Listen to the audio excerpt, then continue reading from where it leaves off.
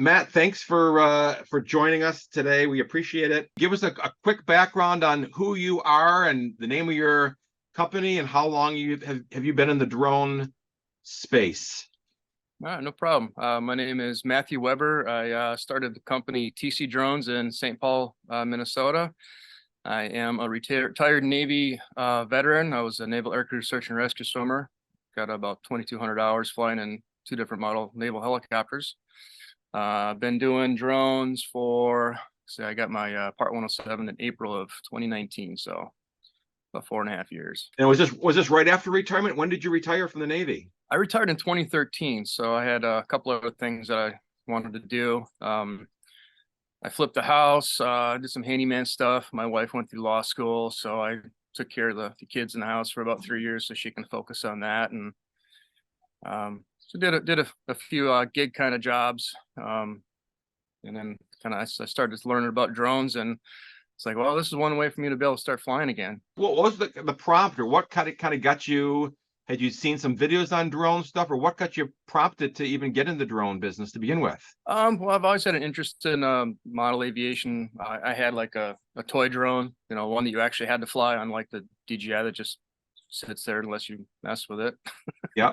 So I've always liked, RC plane kind of stuff, and I saw some videos of people, getting some cool videos and photos of stuff, and I was interested, so I decided I bought my first drone. It was a Mavic one, and then from there I moved up to the Mavic 2 Pro, and I had a Phantom 3 that a friend gave me. I actually had to change out some circuit cards in it to make it work. Didn't really like the way it flew.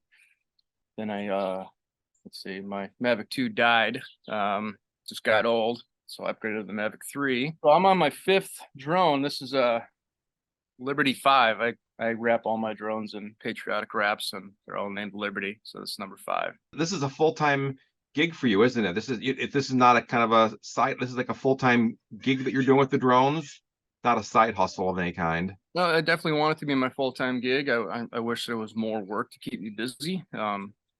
And I fly for about 8 different nationwide companies and still don't get enough jobs coming in to make it full-time. So I have other things, but drones are my priority. When I don't have drone work, then I do other gig work kind of stuff. Are there certain types of jobs that you fly on a regular basis? Is there a certain kind of specialty that you've got? Is construction kind of a specialty? Is real estate? What areas do you kind of try to focus on the most, or you'll just take any work that you get, you'll do? Pretty much take anything that's going to come along. It's like, I don't have thermal capability or LiDAR, so I can't do that kind of work. But if there was a favorite job that I like, I'd have to say it's construction. I like to see, how things come along, the progress. I like to see that, something being created. So that's pretty rewarding for me. What's been your kind of most favorite or most memorable project that you've flown or are currently flying? Is there anything kind of comes to mind as far as your most memorable project or a really cool project you did? Kind of going off what I just said about how I like to see, things come along, see the progress, see something be created. Seeing this Amazon warehouse come together was great. I started flying it after they had just started earthworks. So land was all cleared, and all the way through, flying inside and outside, and all the way to doing the training videos for the pass down was really a cool experience. And getting towards the end there, I was kind of like, oh man, it's almost over. It's almost like, getting ready to send your 18-year-old kid off to college. Like, all this, it was all this work. Kind of sad that it was ending, So yeah, I really enjoyed that project. That was great. You've seen a lot of construction. You've been involved in a lot of construction. Sure. What do you see as a pilot as far as the impact drones are having in the construction space? How are drones? How do you see drones helping out on the construction site?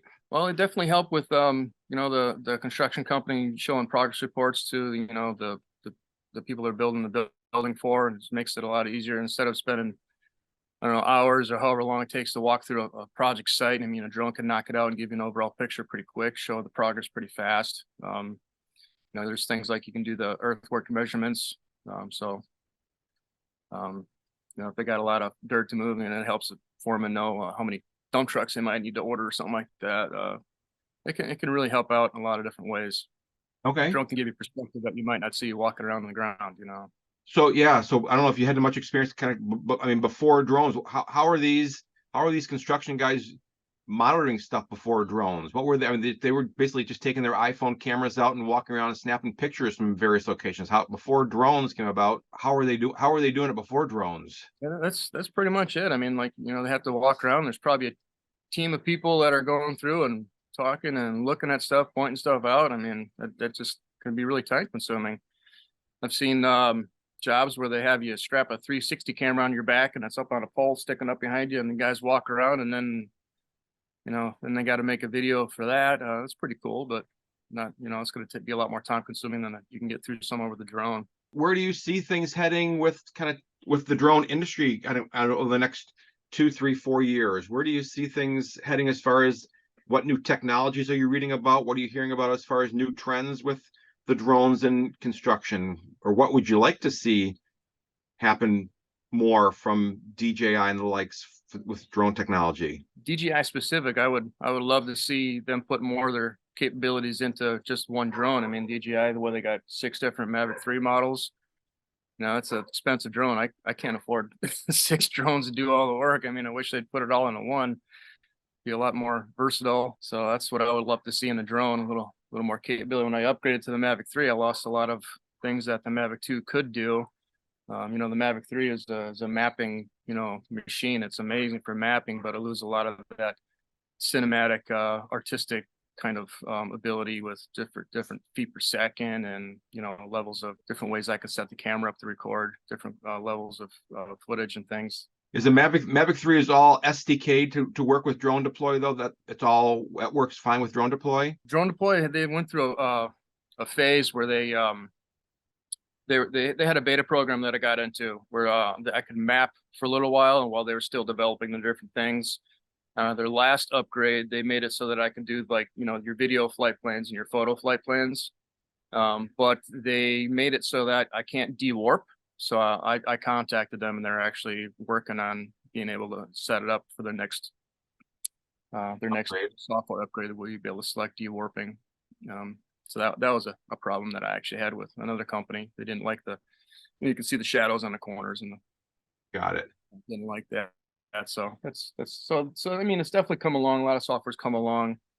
I was doing stuff with another company that I needed to fly Litchi. Litchi is not compatible with Mavic 3 Enterprise yet, but I know they're working on it. I contacted them. So everyone's definitely getting on board. I think DJI really threw a kind of wrench in the works with changing the whole SDK for third-party software.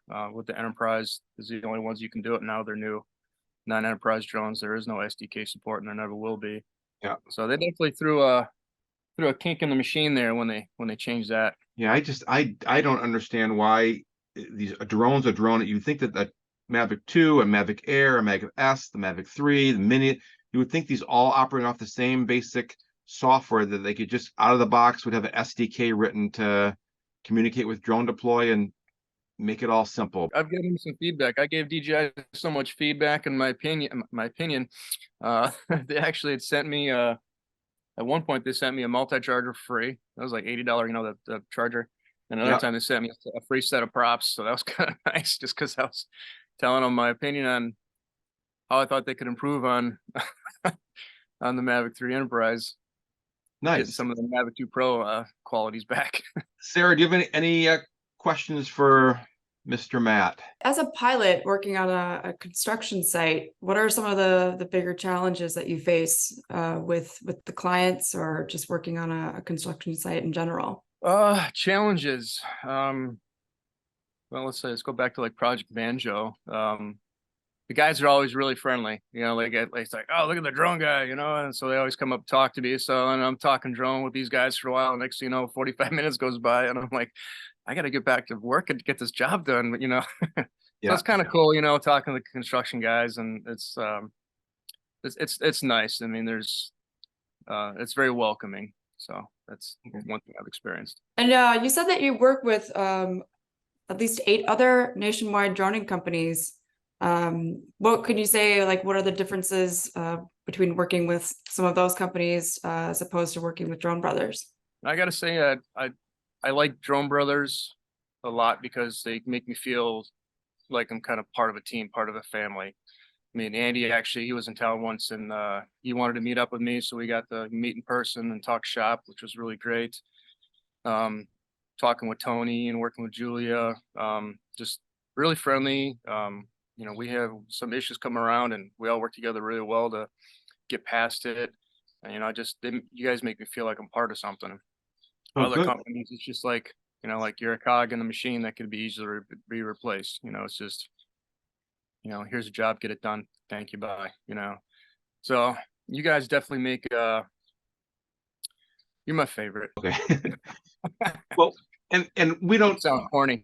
yeah, well, we don't, I mean, we come to work every day and it's like, there's only so much we could all just come to work and do our best. And I don't really think much or worry much about competition. So I don't want to name any competitors here because they're really, in my mind, there really aren't any competitors that we are up against.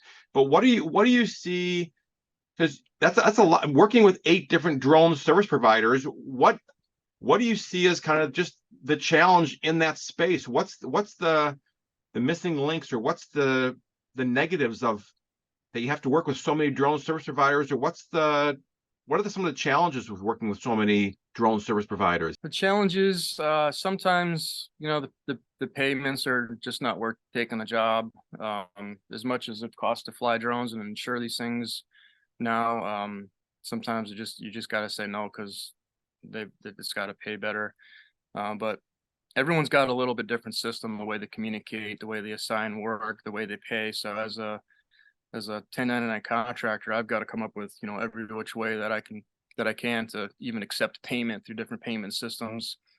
Just working with different companies and their systems, how to upload and when they want to buy. And there's a lot of different ways that I have to adapt. So sometimes I can get confused with, you know, one guy wants something one way, so I'll do that, and then it's not the right way for the other company. Like, oh, okay, sorry. So I got to be pretty adaptable to make it all work for everybody. There's been a term kind of pounced around the industry called race to the bottom, as far as like pricing, that everyone's kind of out there trying to nickel and dime and beat up the poor pilots on this stuff. Is that, do you see that still as a trend, that you're out there bidding against 10 other pilots for a job, and it just is it a race to the bottom where the industry's heading as far as drone service providers go? It definitely can be. I definitely I feel sometimes where some of them are preying upon like the new guy. You know, the new guy just gets started. He's probably, you know, aching for any kind of work whatsoever. So he's going to take anything, which is, you know, definitely driving the prices down. Hopefully the people who are hiring drone pilots are going to see that there's a certain level of quality that you know we need to meet, and then that's what you're going to get from an experienced guy. And there needs to be, you know, a payout equal to, you know, what you need. I've definitely seen the race to the bottom with, you know, like droners.io, where, you know, lowest bidder kind of thing. Another company, ZiteView, they've really gone downhill with their payments. You know, I've probably started with ZiteView. I've been flying with them since the beginning. I've flown, I think, 245 missions. I think is the last time I checked for them. And yeah, their payments have just dropped. So I think they're kind of preying on the new guy kind of thing, cycle through the pilots. So it's kind of, that's a battle. It's a battle you got to balance, really. Is most of the work, because I know that we try to focus on the high dollar work, the repeatable work. So it's like Banjo, take for example, Project Banjo. That's a job that lasted for 12 to 18 months, or whatever the time frame was. Are most of the work you get from other drone service providers recurring work, or is it they're just one and done kind of a thing? Here's a job we need, fly it once and done kind of a thing? One company, well, like I just said, ZiteView. I've had a couple jobs I've had about 4 jobs with them that are once a month for about a year. And then I've had a lot of buildings that I've actually reflown. It's another company that manages a lot of like commercial industrial buildings that I guess, where they do facade and roof inspections like once every 2 years. So I've actually experienced that, where I've gone and flown to several, you know, same buildings I have in the past.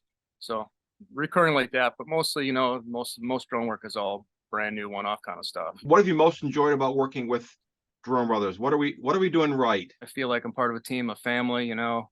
I'm not just something to throw away, I guess, you know. So I like that. I can call Tony, I could text Tony or write the notes in the Monday.com or whatever. I can communicate you guys, and you're always getting back to me. Say, hey, sorry I screwed up. I didn't shoot it in RAW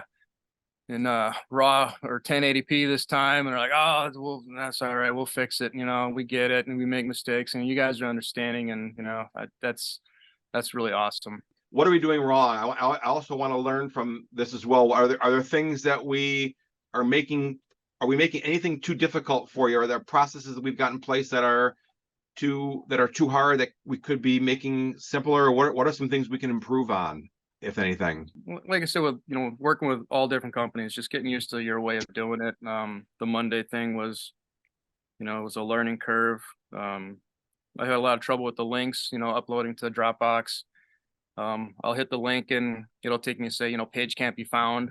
So I'll have to actually just go ahead and log in manually to my thing. And then I have to go back to Monday and then hit Dropbox link again to get to the Drone Brothers side of it. So just little things like that, little quirks. Those been worked out, or are those still ongoing problems? I uploaded Project 610 Zane, was it yesterday? And I had that problem just yesterday. I've contacted Tony a couple times, and it's usually the whole, you got to log into your Dropbox and then you can log in the Drone Brothers. And then sometimes, a few times I forgot that, and I not remember, so I do that. But sometimes that link just results in page not found kind of thing. Okay. All right, well, at least he's working on that, hopefully. So yeah, Tony's really great. He gets back to me pretty fast, and I enjoy talking with him. We're both ex-Navy, so we just hit it out pretty quick. If there's anything I like, I like ZiteView's app-based system. It's really cool. It works really well, except for the uploads. The uploads I have a lot of problems with their upload system. So using Dropbox is probably the fastest way I've ever seen anything work, and with the least amount of problems. Got it. ZiteView, if I have a problem with them, they have another site called Duckload or something like that. So that's like the backup. I'll use that, and that'll work pretty good, except I flew a big mapping job with them once, like a Cabela's, and I think I had like 5,000 photos, and I upload them in sets of like 500 or something, and like maybe 15 to 50 photos wouldn't load up on that 500 set, so I'd have to go back and figure out which ones and click them and drag them independently. So still a lot of problems with that. So your upload with Dropbox, don't lose it. Okay. Awesome. Good. Any crazy, scary, or weird stories? Me personally, no, and that's probably a good thing. But I do have I want to see a friend. My kid's friend's mother came over to pick her kid up, and her husband is a police officer, and he actually flies drones for the St. Paul Police. And because of that, he got his own drone. I'm not sure, he's got some DJI, not sure what kind, but he was out flying one time. I think it was like over a lake or something, and some pelicans flew by, and he was probably a couple 100 feet up. You can easily see that. And a pelican like flew right, it was like, you could see the color of the thing's eyes. I was like, how did that thing not hit the drone? So you never know what crazy funny things are going to happen because of that, but hasn't happened to me yet. I used to put like scary eyes and a mouth on the front of my drones, little stickers, because they say that helps scare away other birds, because it makes the drone look like a predator. Sarah, other questions? Well, do you ever find yourself just droning for fun, or doing anything outside of work related flights? Do you just like to go flying sometimes? Well, with these things, with their 26 GPS satellites locked on them, they really aren't fun to fly, because they're not a challenge. Drones that have no stabilization, I call them the toys, then those are fun to fly. But with this one, no. But one project I kind of did for fun, we were up at our cabin, and I got a dog. His name is Zane, and he will chase the ball all day long, and he'll jump off the dock and swim across the lake to chase his ball. So I took the drone out and I hovered it out about 15 feet above the dock and about 30 feet out, and I just hovered it and filmed him diving off the dock. And I actually have a video on my YouTube channel called Super Dog. That's if you want to see it, go to TC Drones on YouTube and watch Super Dog. So that's the kind of fun that I can have with my drone. Nice. making fun videos. Oh, no, Alright. in my old drone, I had a drop mechanism for it. I had these little parachutes, and I'd gone to a park to try to, figure out how it all works and everything. And so I dropped the parachutes, and next thing you know, like all these little kids are running, and they come like they want to catch the parachutes. I'm like, oh, this is kind of cool because now I don't have to go chase them. And then, the kids go get them, and then we end up having all kinds of fun with the kids. And I think that was like I got a video on that on YouTube. That's like my most popular hit on YouTube. So just having fun with these little kids. That was pretty cool. That's Really great.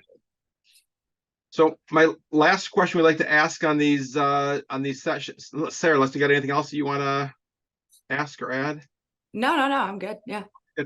So we come from an entrepreneurial environment, and my kids started this business, and I love seeing the whole entrepreneurial spirit happen. So after 4 years of doing this, what advice would you give a new pilot starting off today in this space? What advice would you give a new pilot? Get out and fly your drone. Go film stuff, because everything that you put on the camera you think is awesome because you did it, and then you go and look at them and you see like, wow, who would want to watch this? So go out there and get the experience, film stuff, try different ways of shooting things, different ways of turning the drone, rising, turning, yawing, gimbal angles. You figure out how fast you can move a camera, how slow is too slow. You just got to get out there and fly your drone and learn it real well, and learn how to frame things, because it'll take a little bit of time and experience too. Do you personally think it's easier or harder if you had to start over again today? If you're getting in the business today in 2023, you think it's harder to get in the business today, or is it easier to get in the business today and get started? I don't know if the time really matters. I mean, it's really discovering how to, like for me, finding all the different providers that I can fly for, really learning how to advertise and get your work out there and let people know that you exist and what you can do for them. I think those are all the big challenges so I don't think it matters when you get into it. Maybe now it'll be easier because there are more drone providers, and drones are a little more well known what they can do and what they're capable of now. So maybe more people are interested in it these days for hiring pilots. So I guess maybe today's probably a little easier than 4 years ago. And if you were starting over again today, and what industry would you focus? What industry would you focus on the most? If I had the money, probably LiDAR. Okay. That's the big pay. For construction? $100,000 to get a LiDAR set up. And LiDAR is, I don't get LiDAR. I mean, I understand LiDAR, but in 9 years of doing this, we've never had a client call us and ask about what is LiDAR being used for today? Where are people making money in LiDAR today? It's kind of like mapping, creating 3D models with, down to 1 to 2 centimeter level accuracy. You can use like a lot of CAD drawing overlay kind of stuff, just mapping and modeling really large areas. When it was described to me at one time, like I think someone said, if you were to model a 1 mile lane of potential highway for a construction company to basically figure out how to, cut through the land and lay it out. I mean, it was like a mile of this LiDAR data was paying like 40 grand or something like that. So I don't know that much about it. I see little tidbits about it, and it's like, and I realize how much it costs to get into, and then there's certifications that go with it, surveying kind of stuff that would be a big adventure to get into, and not quite there yet. All right, Matt, thank you for your time. I appreciate it. Awesome. Had a great time. Appreciate this.